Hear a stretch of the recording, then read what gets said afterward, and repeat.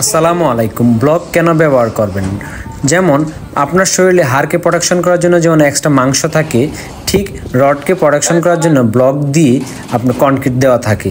তাই আপনি ব্লকের ব্যবহার অপরিহার্য। দেখেন আমরা এখানে অনেক বড় একটা স্ল্যাবের রডগুলা বাইন্ডিং করতেছি এবং বাইন্ডিংয়ের পাশাপাশি প্রত্যেকটা ব্লক আমরা বিমে বলেন, স্ল্যাবে বলেন, সর্বোচ্চ ব্লক ব্যবহার করার চেষ্টা করতেছি। দেখেন এই যে এখানে একটা ব্লক ব্যবহার করা হচ্ছে, এটা ভার্টিক্যালি একটা ব্লক।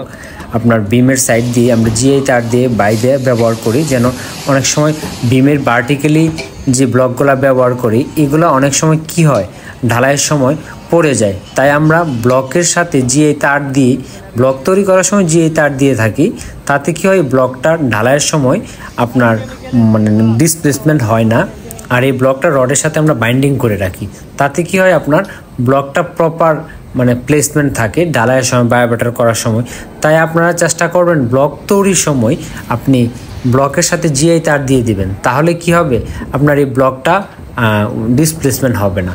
আর বিশেষ করে ক্লিয়ার কভারটা সবসময় খেয়াল রাখবেন, বিশেষ করে মালিক পক্ষ যারা, তাদেরকে আমি বিনীত অনুরোধ, ব্লকটা সবসময় খেয়াল রাখবেন, কারণ ব্লক আপনার রডকে কি করবে, প্রোটেকশন দিবে। তাই এই ব্লকটা আপনারা ব্যবহার করার অপরিহার্য।